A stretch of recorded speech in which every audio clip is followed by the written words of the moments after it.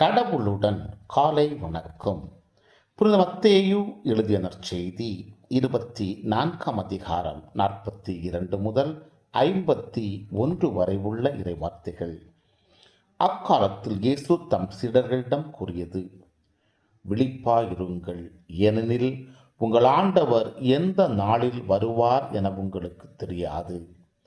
இரவில் எந்த காவல் வேளையில் திருடன் வருவான் என்று வீட்டு உரிமையாளருக்கு தெரிந்திருந்தால் அவர் விழித்திருந்து தம் வீட்டில் கன்னமிட விட மாட்டார் என்பதை அறிவீர்கள்.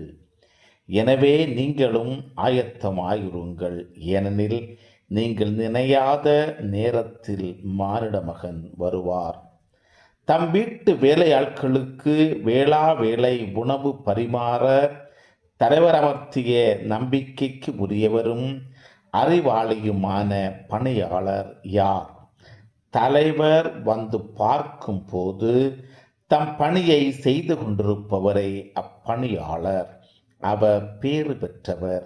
அவரை தம் உடைமைகளுக்கெல்லாம் அதிகாரியாக அவர் அமர்த்துவார் என உறுதியாக உங்களுக்கு சொல்லுகிறேன்.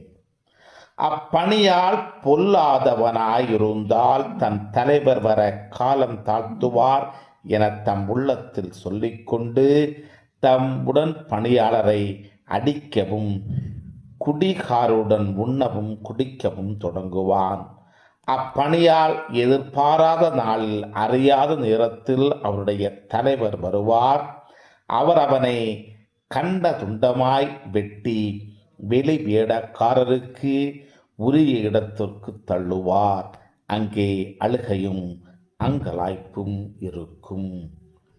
கிறிஸ்துவின் நற்செய்தி.